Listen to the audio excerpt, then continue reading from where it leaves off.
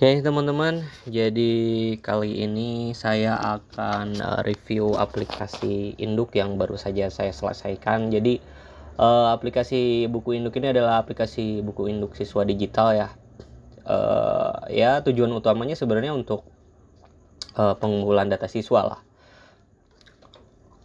Jadi untuk digitalisasi data siswa, kemudian ya untuk intinya kayak semacam database siswa, cuma nanti fungsi yang keduanya itu juga untuk mencetak buku induk gitu ya. Nah di sini adalah bagian dashboard admin ya teman-teman. Dia itu menampilkan data 4 tahun ke belakang ya. Kalau misalnya sekarang 2025 dan sebelumnya 4 tahun sebelumnya itu ada data, nanti di grafik juga akan ada tampilannya gitu ya teman-teman. Di sini ada kayak pakai chart di sini. Ada total keseluruhan ya, dari keseluruhan data siswa ya. Jadi data siswa ini nantinya sebenarnya bisa menampung sangat banyak sekali ya. Bisa jadi bukan hanya data siswa yang aktif, tapi data alumni juga bisa disimpan gitu. Tapi kalau misalnya pihak sekolah juga hanya ingin menampung data siswa yang aktif juga bisa. Nanti tinggal dihapus saja gitu, di reset teman-teman. Nah ini di dashboard, ini bagian admin ya. Kemudian di sini ada bagian siswa. Nah di bagian siswa ini dia menampilkan seluruh data siswa, tapi kita juga bisa filter, misalnya mau menampilkan siswa di kelas 7A pada tahun 2025, ini kita bisa difilter. Kemudian di sini nanti bakalan ditampilkan data siswa ya kelas 7A semuanya gitu ya. Kita juga bisa print seperti ini. Nah, ini tampilannya seperti ini, teman-teman. Jadi untuk data-data yang ditampungnya sebenarnya ada standar ya, kayak keterangan data diri, kemudian tempat tinggal, kesehatan, pendidikan sebelumnya gitu ya. Kemudian tentang orang tua gitu ya, standar ya. Oke, selanjutnya apalagi ya, ini bisa di delete, kemudian edit juga bisa ya teman-teman. Kalau mau di delete atau kalau mau diedit ini juga bisa gitu. Ini di bagian siswa. Kemudian juga nanti kalau mau menambah siswa baru kita tinggal klik tambah gitu ya. Nah, jadi untuk penambahan data siswa ini bisa dilakukan oleh operator atau admin, atau juga bisa dilakukan secara mandiri oleh siswanya gitu ya. Nanti tinggal buat akun saja gitu. Oke.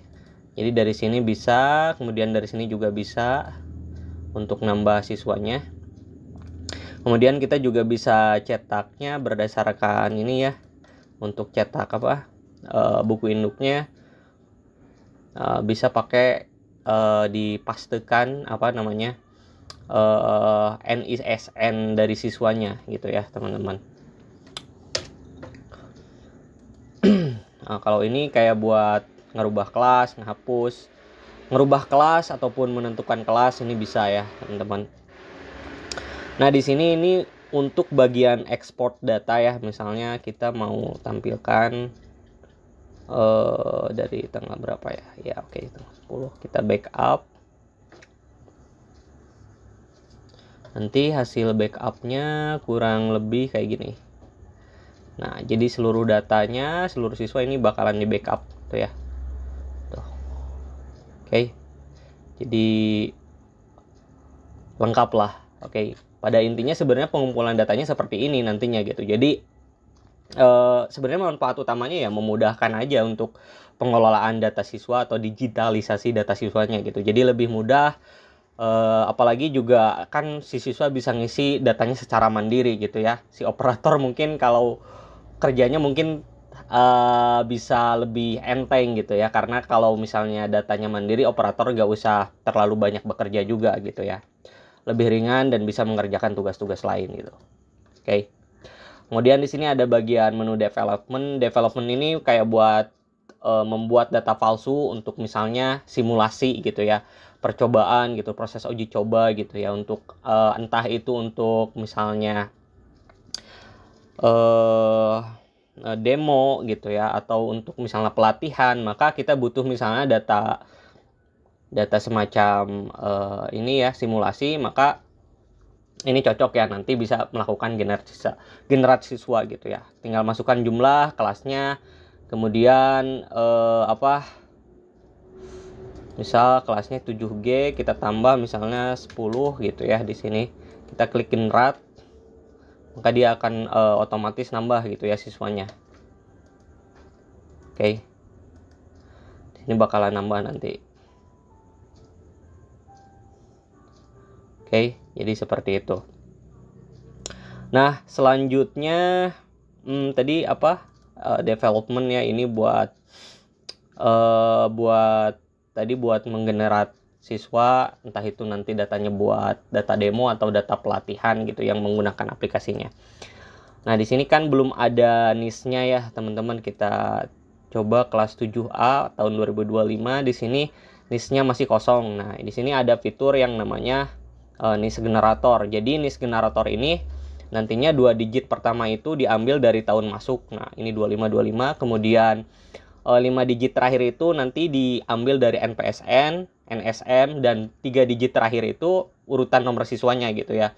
Nah, kalau misalnya kita mau melakukan generate atau memberikan NIS gitu ya, nomor induk siswa, nomor induk lokalnya gitu ya, kita tinggal centang di sini, maka akan tercentang semua. Kemudian kita klik generate NIS, maka otomatis dia bakalan punya NIS. Di sini kita lihat ya teman-teman.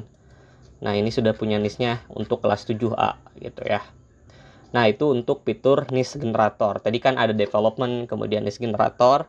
Nah, selanjutnya di sini ada untuk role, ini kayak untuk manajemen role gitu ya. Ada administrator, operator, siswa. Jadi ada 3 peran di aplikasi ini untuk saat ini ya. Mungkin kedepannya bisa banyak lah. Administrator keseluruhan, operator hanya untuk ekspor, kemudian untuk edit, tambah siswa. Sedangkan siswa itu untuk menambahkan data dirinya gitu, untuk daftar, register, update gitu ya. Nanti kita jelaskan di sesi untuk bagian siswanya. Nah, ini user untuk manajemen user, ini komponen untuk kayak ngatur-ngatur pilihannya gitu ya, teman-teman. Kemudian di sini ada pengaturan sekolah. Nah, pengaturan sekolah ini termasuk juga bagian kop suratnya di sini. Tadi yang dilihat di bagian print itu ada kop surat, itu di pengaturannya di sini ya. Kemudian ada SMTP, ini untuk mengatur misalnya kalau siswa register, kemudian kemudian dia misalnya menggunakan email yang valid, dan nanti dia harus mengkonfirmasi pendaftarannya terlebih dahulu ya teman-teman, sebelum melanjutkan pendaftaran. Tapi kalau misalnya SMTP-nya mati, nanti langsung aktif akunnya. Nah, selanjutnya di sini ada bagian reset data, ini untuk melakukan reset data ya teman-teman. Jadi kalau misalnya sudah misalnya tidak mau, misalnya kan sudah kita membuat data fake ya teman-teman, kemudian udah selesai, kita bisa reset. Atau misalnya tiap tahunnya datanya mau dikosongkan saja, tidak mau mengkoleksi data-data siswa sebelumnya, ini bisa juga di reset di sini. Nah, ini untuk bagian administrator. Secara keseluruhan seperti itu ya untuk fitur atau menu-menunya itu ya teman-teman. Kemudian juga di sini kita bisa melakukan pencarian siswa, misalnya di sini Ani kita cari. Ini kita bisa melakukan pencarian ataupun pencarian data siswa berdasarkan nama. Oke. Kemudian di user juga kita bisa melakukan pencarian username berdasarkan username-nya gitu ya. Tinggal klik cari. Kalau di sini untuk siswa, kalau di sini untuk username. Jadi siswa nanti kan punya username kalau mau mengisi data secara mandiri gitu. Oke. Nah, kita coba untuk bagian operator di sini.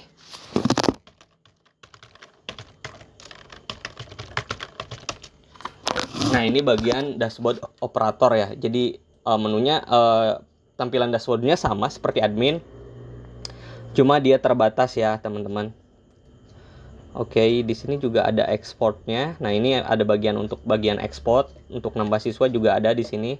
Sama seperti tadi di admin ya, kita juga bisa dari sini nambahnya. Tuh, oke.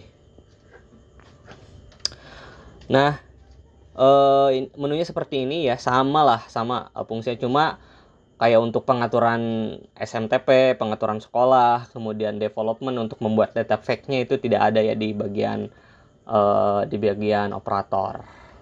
Untuk pencariannya juga sama, di sini operator juga kita cek bisa melakukan pencarian juga ya. Oke. Nah, ini untuk bagian operator. Nah, sekarang kita coba untuk bagian siswa dari mulai register ya. Misalnya di sini kita coba registernya user tes siswa @gmail.com. Kemudian listnya misalnya 12345678990. Oke. Passwordnya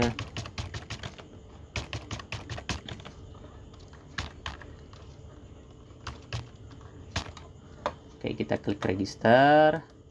Kita langsung login karena SMTP-nya saya matikan gitu ya, tidak pakai verifikasi. Kalau misalnya SMTP-nya aktif, nanti kita harus verifikasi via email gitu dengan mengklik link pendaftaran dari aplikasi induknya gitu. Oke.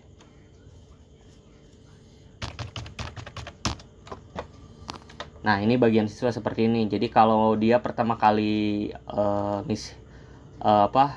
pertama kali daftar, dia akan langsung dihadapkan untuk menambahkan mengisi data siswa seperti ini. Kalau misalnya belum, ini dia nggak akan tampil ke dashboard gitu ya. Cuma untuk profil bisa nih. Dia akan buat data diri terlebih dahulu. Misalnya di sini tadi NSN-nya, oke.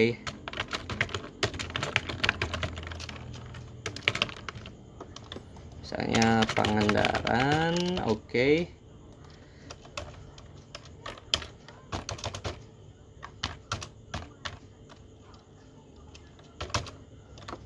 Oke, misalnya di sini, oke.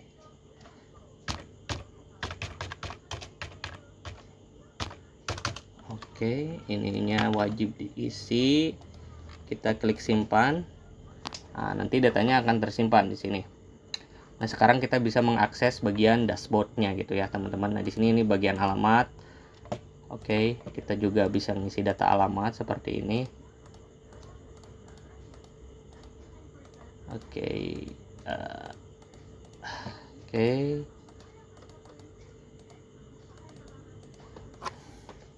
Kita simpan. Klik berikutnya.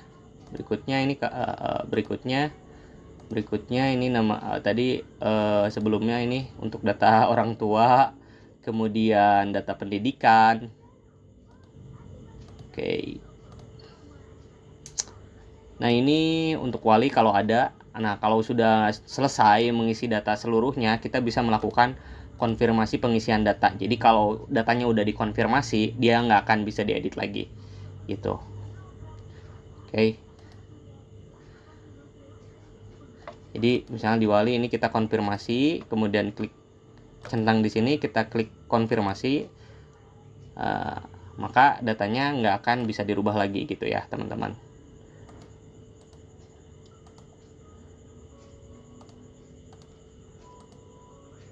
Oke. Jadi seperti ini. Nah, jadi seperti itu ya teman-teman, review singkat tentang aplikasi buku induk yang saya punya. Jadi sederhana lah ini untuk pengumpulan datanya gitu ya teman-teman. Tujuannya ya sebenarnya buat mempermudah aja gitu untuk mengkoleksi data-data siswa supaya tidak tidak manual ya, tidak